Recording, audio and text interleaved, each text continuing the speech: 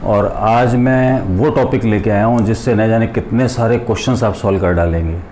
यदि मैं इनऑर्गेनिक के टॉप 10 टॉपिक्स की रैंकिंग करूँ ना बच्चों, तो उसमें एक नाम बैक बॉन्डिंग वर्ड भी आएगा, जिसको पाई डेटिव बॉन्ड भी बोलते हैं। अक्सर बच्चों को इसकी जानकारी नहीं रहती और वो इस फंडामेंटल को अप्लाई नहीं कर पाते और इसलिए उनके आंसर रॉन्ग होते हैं। तो आखिर ये क्या है, आज का वीडियो ये सारे कन्फ्यूज़न दूर कर डालेगा। ढंग से इसको सीखते जाएं। बैक बॉन्डिंग का मतलब क्या है, कब होगी, क्या कंडीशंस हैं। बच्चा जहाँ कंडीशन फुलफ़िल नहीं हो रही वहाँ भी बैक बॉन्डिंग के बारे में सोचने लगेगा, अपना टाइम खर्च करेगा या टाइम ख़राब करेगा एग्ज़ाम के अंदर और सब कुछ मामला गड़बड़ हो जाएगा। तो बिल्कुल क्रिस्टल क्लियर आपको इन्फॉर्मेशन मिलने वाली है और उसको आप अप्लाई करें। मेन चीज़ ये है, सीख कर अप्लाई करें। मैं कुछ बातें बोल रहा हूँ जो बड़ी इंपॉर्टेंट हैं। बैक बॉन्डिंग तभी अप्लाई करना है जब पहले से दो एटम आपस में कोवलेंट बॉन्ड से बॉन्डेड हैं, पहले से अटैच होने चाहिए वो, और अटैच होने के बाद उनके बीच में एक नया बॉन्ड बन रहा है। लेकिन पता है उस नए बॉन्ड में क्या होगा? नए बॉन्ड में शेयरिंग के इलेक्ट्रॉन एक ही एटम प्रोवाइड करेगा। तो कोई शायद सोच रहा हो सर ये तो कोऑर्डिनेट बॉन्ड बनने की संभावना है। बिल्कुल है। कोऑर्डिनेट बॉन्ड भी दो तरह का होता है, सिग्मा कोऑर्डिनेट और पाई कोऑर्डिनेट। और यदि आपने ये सुना हो कि कोऑर्डिनेट बॉन्ड का दूसरा नाम डेटिव बॉन्ड भी है, तो सिग्मा डेटिव और पाई डेटिव बॉन्ड दो तरह का होता है। तो एक तरह से मैं आपको पाई डेटिव बॉन्ड पढ़ाने जा रहा हूँ। तो ध्यान रहे, पहले से एटम बॉन्डेड होने चाहिए और फिर उनके बीच में एक नया बॉन्ड बनना चाहिए और उस बॉन्ड में इलेक्ट्रॉन एक ही जना प्रोवाइड करेगा। अब बात आती है घटना कब घटेगी। तो अब जो मैं बोल रहा हूँ बहुत इंपॉर्टेंट बात है। जो दोनों बॉन्डेड एटम है ना बच्चों, उनमें से एक एटम पर लोन पेयर होना चाहिए या नेगेटिव चार्ज भी चलेगा। लेकिन जिस एटम पे लोन पेयर या नेगेटिव चार्ज है वो जनरली सेकंड पीरियड को बिलोंग करे। जनरली बोला है, कई बार थर्ड पीरियड वाला भी हो सकता है, लेकिन जनरली वो सेकंड पीरियड का हो। जो दूसरा एटम है जो उससे डायरेक्टली बॉन्डेड है, उस पे वैकेंट ऑर्बिटल होनी चाहिए, तभी तो आप इलेक्ट्रॉन दे पाएंगे या वो सामने वाला ले पाएगा। वो जो इलेक्ट्रॉन ले रहा है वो भी जनरली थर्ड पीरियड का या सेकंड पीरियड का होना चाहिए। इसका मतलब ये हो गया कि बैक बॉन्डिंग तभी होगा जब एटम्स या एलिमेंट्स जो मेरे सामने हैं वो सेकंड और थर्ड पीरियड को बिलोंग कर रहे हैं। इसके अलावा कभी भी बैक बॉन्डिंग की बात नहीं करनी बच्चों। और आप लोग बिना मतलब दूसरे मॉलिक्यूल्स पे इस बात को अप्लाई करते रहते हैं और आपके कंसेप्ट जो हैं वो आपको रॉन्ग आंसर देते रहते हैं। मैं नहीं चाहता कि आज के बाद इस टॉपिक पे पूछे गए क्वेश्चंस आपके गलत हों। तो मैं कंडीशंस रिवाइज कर रहा हूं। दो एटम ऑलरेडी बॉन्डेड होने चाहिए। मैं एग्जांपल से बात करूं, मैंने BF3 का एग्जांपल ले लिया बच्चों। अब आप देखें कि BF3 में बोरोन पे फ्लोरीन जुड़े हुए हैं 3। हमें पता है फ्लोरीन पे लोन पेयर है। सारी बातें जो मैंने बोली थी ना, अभी मैं एग्जाम्पल से क्लियर करूंगा। मुझे पता है इसने 3 ही बॉन्ड बनाए, 3 बॉन्ड में केवल 6 इलेक्ट्रॉन हुए। मुझे ये भी पता है कि बोरोन के पास p ऑर्बिटल वैकेंट पड़ा है, यहाँ वैकेंट ऑर्बिटल है। देखो यहाँ लोन पेयर है, तो जो मैंने बोला वो आ गया। ये दो एटम पहले से बॉन्डेड है, इनमें से एक पे लोन पेयर है, ये सेकंड पीरियड का ही है। दूसरे पे वैकेंट ऑर्बिटल है, ये भी सेकंड पीरियड का ही है। तो बैक बॉन्डिंग की जबरदस्त संभावना है। अब क्या होगा हम जानते हैं, ये फ्लोरीन, तीनों फ्लोरीन बारी बारी से अपने इलेक्ट्रॉन इसको देकर इसका ऑक्टेट जो डेफिशिएंट था उसकी रिकवरी करने लगेंगे। ऐसा करने से इस बोरोन की स्टेबिलिटी बढ़ने लगेगी। और आप खुद देख रहे हैं कि इलेक्ट्रॉन केवल एक ही एटम प्रोवाइड कर रहा है, मतलब यहां जो बॉन्ड बन रहा है वो कोऑर्डिनेट ही है, लेकिन उसको अपन पाई कोऑर्डिनेट बोलते हैं। और मैं अब इस BF3 को ऐसे लिख सकता हूं कि उसमें तीनों फ्लोरीन के साथ पार्शियल डबल बॉन्ड करेक्टर आ गया है बच्चों। मेरी बात समझ में आ गई होगी। और ये जो पाई बॉन्ड करेक्टर आया ना, इस पाई बॉन्ड को फॉर्म किसने किया? फ्लोरीन के p ऑर्बिटल ने और बोरोन के भी p ऑर्बिटल ने। इसलिए पता है इसको क्या बोलते हैं? p पाई बॉन्डिंग या p पाई ओवरलैपिंग। ये वर्ड भी आप बार बार सुनते हैं, p पाई, वो ये है जब दोनों एटम्स के p ऑर्बिटल पार्टिसिपेट कर रहे हो। तो कितना जबरदस्त कंसेप्ट है जिसमें हम बैक बॉन्डिंग को अप्लाई करते हैं। फिर देखें, हजारों एग्जाम्पल्स हैं, मैं कुछ एग्जाम्पल और लेता हूं।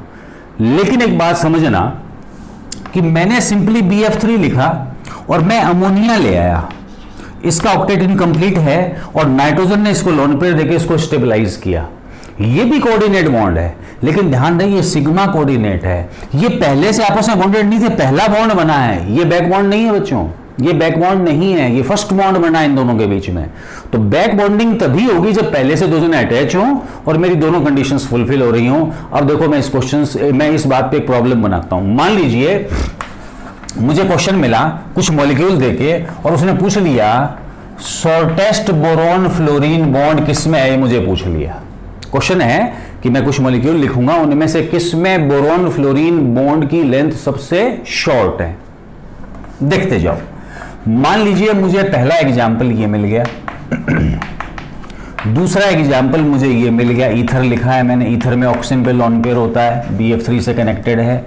तीसरा एग्जाम्पल मुझे मान लीजिए F- का BF3 से कनेक्टिविटी दिखा दी, और चौथा मुझे सिंपली BF3 दे दिया।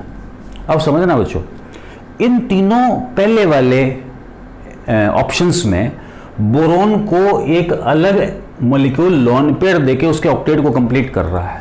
मतलब इन सब में बोरोन के पास 8 इलेक्ट्रॉन हो गए। अब बोरोन पे कोई वैकेंट ऑर्बिटल नहीं है, इसलिए ये तीनों फ्लोरीन बोरोन के साथ जो कनेक्टेड है वो इससे बैक बॉन्ड नहीं बना पाएंगी। लेकिन हमें पता है कि यहाँ बोरोन अभी भी इलेक्ट्रॉन डेफिशिएंट है और वो बैक बॉन्डिंग के लिए तैयार है। यहाँ बैक बॉन्डिंग होगा, BB का मतलब बैक बॉन्डिंग, और बैक बॉन्डिंग होगा तभी समझाया है मैंने, boron fluorine double bond character आ जाएगा। और सब ये बात जानते हैं कि सिंगल बॉन्ड कि कंपेरेटिवली डबल बॉन्ड की लेंथ छोटी होती है, क्योंकि पाई बॉन्ड इस तरह की ओवरलैपिंग से बनता है, कोलेटरल ओवरलैपिंग से बनता है, और इसके लिए एटॉमिक ऑर्बिटल्स को काफ़ी नज़दीक आना पड़ेगा। दैट्स वाई पाई बॉन्ड की लेंथ शॉर्ट होती है।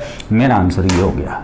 कितना आसान मामला बन गया है, मतलब आंसर बैक बॉन्डिंग से निकला है। इस तरह की प्रॉब्लम्स आपको बार बार देखने को मिलेंगी। ज़बरदस्त मॉलिक्यूल ले रहा हूँ, सब ने नाम सुना है इनऑर्गेनिक बेंजीन का, सब ने नाम सुना है। बोरेजीन, बोरेजोल हम बोलते रहते हैं। 6 हाइड्रोजन है बच्चों, 3 बोरोन है, उसमें 3 नाइट्रोजन है। देखना जबरदस्त बात, अल्टरनेट मैंने boron nitrogen boron nitrogen boron nitrogen और बोरोन लिख दिया, और सभी पे एक एक हाइड्रोजन लगा हुआ है, सभी पे। अब आप देखें कि नाइट्रोजन पे लॉन पेयर होता है हमेशा जब वो 3 बॉन्ड बनाती है, और बोरोन पे वैकेंट ऑर्बिटल पड़ा है, तो नाइट्रोजन क्या करेगा, अपना लॉन पेयर बोरोन को देगा, बोरोन को देगा, बोरोन को देगा।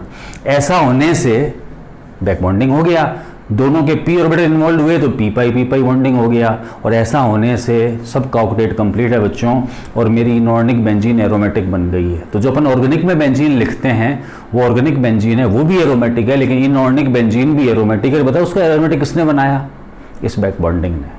मेरे ख्याल में ये एग्जाम्पल आपके कंसेप्ट बहुत ज़बरदस्त तरीके से क्लियर करेंगे, ये बात भी समझ में आ गई हो। फिर देखो एक नया एग्जाम्पल, बहुत सारे एग्जाम्पल है, एक नया एग्जाम्पल और लेता हूँ। मान लीजिए कि मैंने ईथर लिखा और ईथर में ऑक्सीजन पे लॉन पेयर है, लेकिन जिस पर लॉन पेयर है ना बच्चों, उस एटम से डायरेक्टली अटैच एटम को हमेशा देखने की आदत डालना है। यदि आप नहीं देखेंगे गलतियां होंगी। तो डायरेक्टली अटैच है इससे कार्बन, कार्बन पे कोई वैकेंट ऑर्बिटल नहीं है क्योंकि उसका ऑलरेडी 4 बॉन्ड बन चुका है। इसका मतलब इस मामले में बैक बॉन्डिंग की कोई संभावना नहीं है। मैंने क्या किया, ऑक्सीजन फिर लिखा बच्चों, और सिलिकॉन लगा दिया है कार्बन की जगह। मुझे पता है सिलिकॉन के पास 3D खाली होता है, कार्बन के जस्ट नीचे ग्रुप में सिलिकॉन है, थर्ड पीरियड का है, थर्ड पीरियड वालों के पास d ऑर्बिटल्स आ जाते हैं। अब आप देखो कि ये लॉन पेयर इस खाली d ऑर्बिटल के साथ बैक बॉन्डिंग करेगा। ऐसा करने से यहाँ डबल बॉन्ड करेक्टर आएंगे, कभी उस सिलिकॉन के साथ करेगा, मतलब दोनों तरफ डबल बॉन्ड करेक्टर हो गए। ऐसा करने से यहाँ जो पाई बॉन्ड बनेगा ना बच्चों, पता है उस पाई बॉन्ड को मैं क्या बोलने वाला हूँ, इसका तो p ऑर्बिटल आ रहा है, इसका d ऑर्बिटल आ रहा है, इसको बोलते हैं अपन p पाई d पाई बॉन्डिंग। d पहले लिख सकते हैं, d पाई p पाई बोल सकते हैं, p पाई d पाई बोल सकते हैं। तो ये नाम आपको क्वेश्चंस में बहुत बार पढ़ने को मिलेंगे, ये मीनिंग है इनका। मेरे ख्याल में मेरी बातें समझ में आ रही हों। p पाई d पाई क्या होता है, p पाई क्या होता है, बैक बॉन्डिंग क्या होता है, इन एग्जाम्पल से ये बातें क्लियर हो गई हों। अब मैं सबसे इंपॉर्टेंट सेगमेंट पे आ रहा हूं, और इसीलिए मैं इस टॉपिक को पढ़ा रहा हूं कि आखिर बैक बॉन्डिंग के कंसीक्वेंस क्या है, मतलब ये किन किन बातों को इफेक्ट कर देती है, किन किन प्रॉपर्टीज को इफेक्ट करती है। वही तो बात काम की है, और उसको बहुत ढंग से समझें, बहुत ढंग से दिमाग में सेट करें, और आपको आंसर मिलते रहेंगे। अब आप एक बात देखो, मैंने अभी बोला था कि यहां डबल बॉन्ड करेक्टर आ गया। डबल बॉन्ड की लेंथ सिंगल बॉन्ड से छोटी होती है, तो क्या मैं ऐसा नहीं कह सकता कि ये bond length change back bonding से तो हुई, और पहले से कम हो गई, इसका मतलब बैक बॉन्डिंग जब भी होगा बॉन्ड लेंथ इफेक्ट होंगी और पहले से कम हो जाएंगी। इसका मतलब बैक बॉन्डिंग के साथ बॉन्ड लेंथ का रिलेशन बच्चों यूनिवर्सली का है। मेरे ख्याल में मेरा ये पॉइंट समझ में आ गया होगा। दूसरी बात देखो, पहले यहां ये सिंगल बॉन्ड है लेकिन यहां डबल बॉन्ड हो गया है। दो बॉन्ड हो गए तो उनको तोड़ना मेरे लिए मुश्किल है, तो क्या बॉन्ड डिसोसिएशन एनर्जी इंक्रीज नहीं हो गया? इसका मतलब बैक बॉन्डिंग के साथ bond dissociation energy directly proportional है।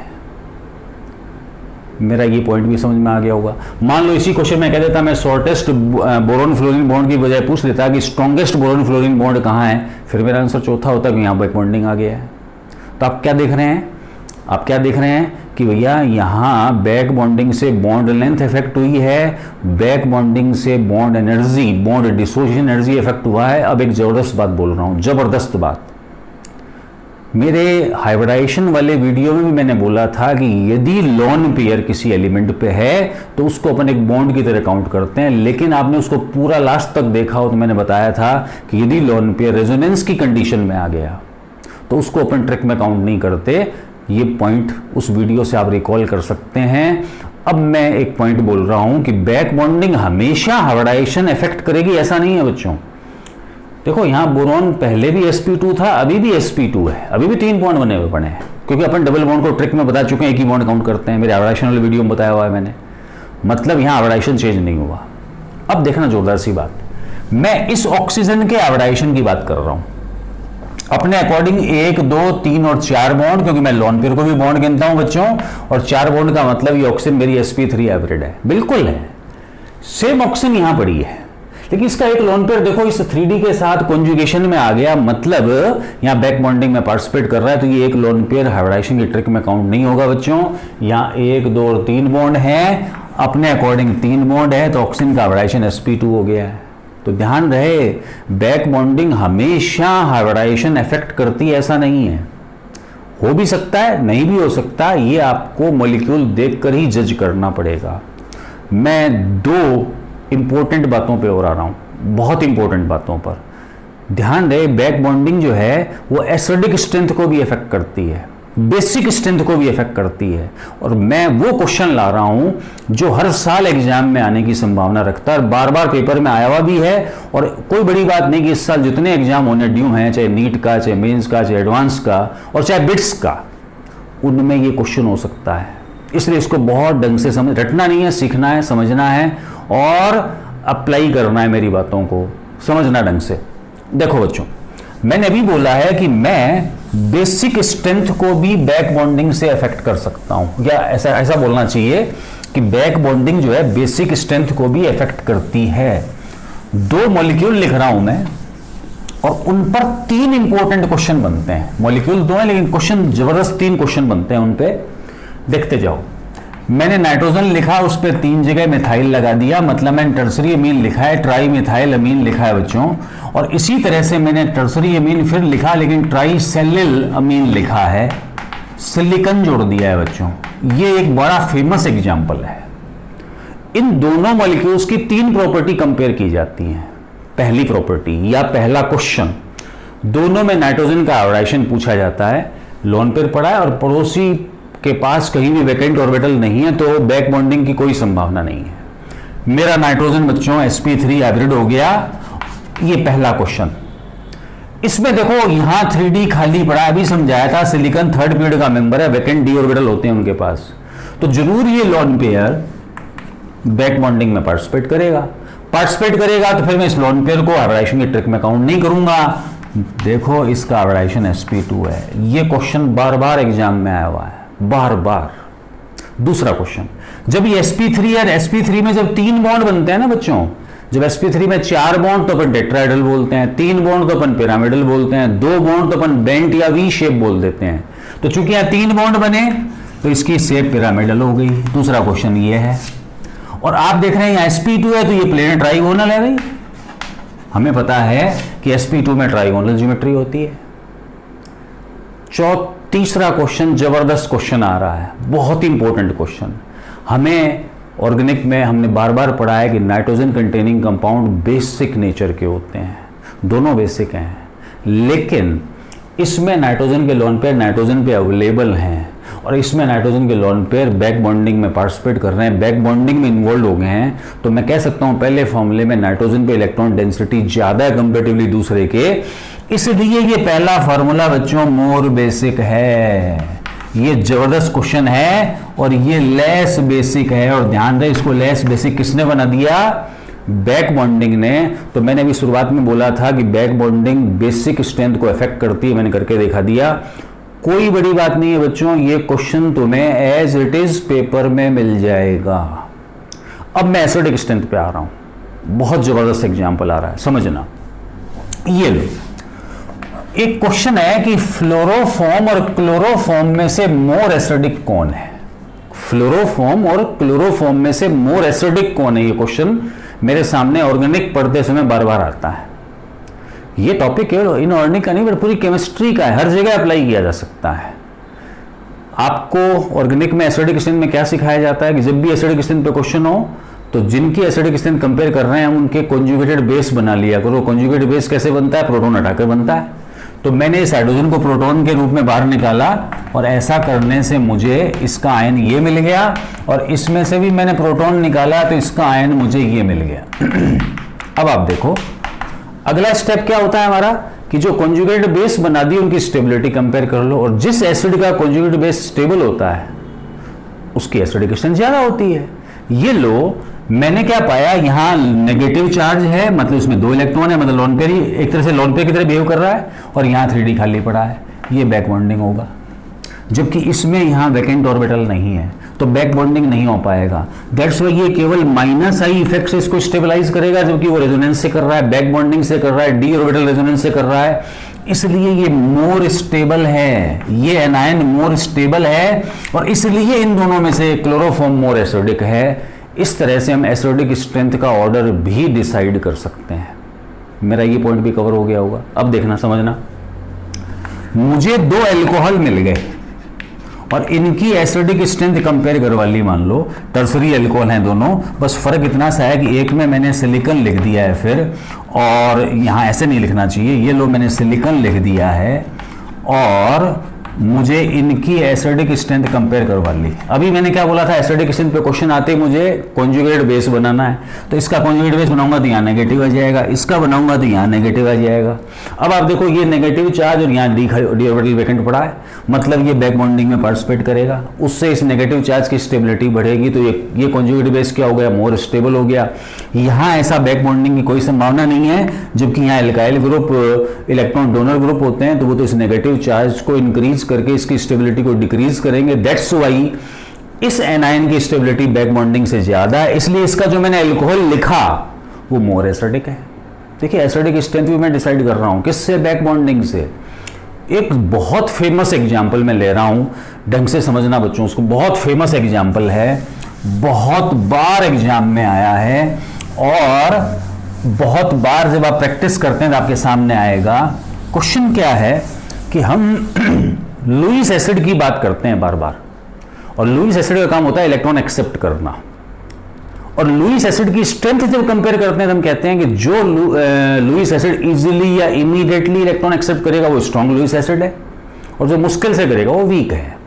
जो फेमस एग्जांपल है वो ये है बच्चों कि मुझे BF3, मुझे BCl3, मुझे BBr3 और मुझे BI3, ये 4 मॉलिक्यूल मिलते हैं, और क्वेश्चन होता है कि इनकी आप लुईस एसिडिक स्ट्रेंथ बताएं। हम क्या करते हैं, नो डाउट हमारा जो तरीका है वो अलग है, और उस तरीके में क्या करते हैं कि सब में बोरोन इलेक्ट्रॉन डेफिशिएंट है, नो डाउट ये किसी से इलेक्ट्रॉन लेगा तो ये लुईस एसिड है। लेकिन हम क्या सोचते हैं कि यहाँ फ्लोरीन लगा जो सबसे तगड़ा इलेक्ट्रॉन विड्रॉइंग है, और वहां क्लोरीन ब्रोमीन आयोडीन की तरफ जा रहा हूं तो इनकी इलेक्ट्रॉन विड्रॉइंग पावर डिक्रीज हो रही है।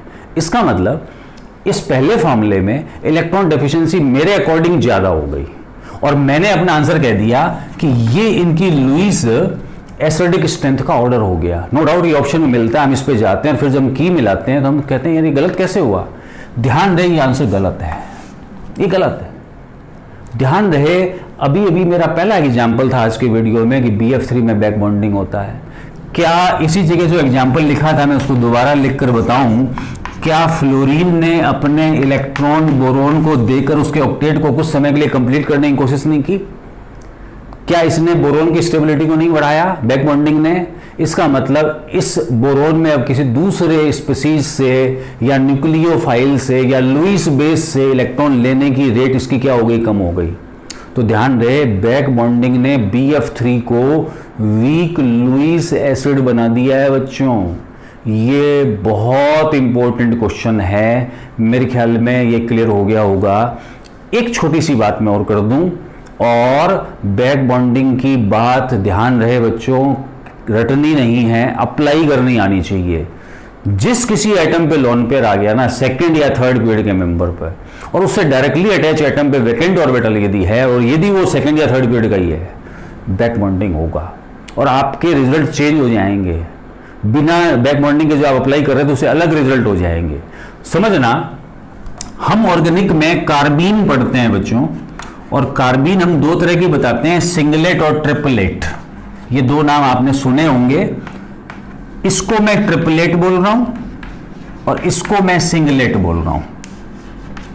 और हम क्या बोलते हैं कि इन दोनों में से ये मोर स्टेबल होती है, क्योंकि इसमें स्पिन मल्टीप्लिसिटी हमें ज्यादा मिलता है कंपैरेटिवली इसके। इसमें मैं बोल सकता हूं हुंड का रूल ओबे हुआ है, उसमें नहीं हुआ, इसलिए इसकी स्टेबिलिटी ज्यादा है। तो अक्सर हम क्या बोलते हैं कि ट्रिपलेट कार्बीन मोर स्टेबल होती है सिंगलेट्स। बिल्कुल है, ऑलवेज नहीं।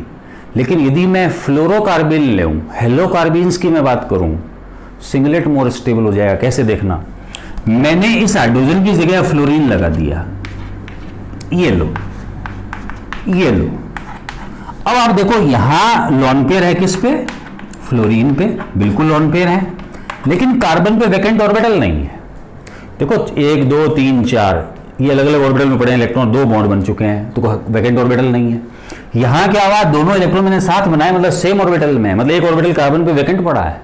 इसका मतलब यहां बैक बॉन्डिंग की कंडीशन बच्चों फिर आ गई, और बैक बॉन्डिंग की कंडीशन आ गई तो फ्लोरीन अपना इलेक्ट्रॉन देकर उस कार्बन की इलेक्ट्रॉन डेफिशिएंसी को खत्म कर देगा, कम कर देगा, दैट्स वाई स्टेबिलिटी को बढ़ा देगा।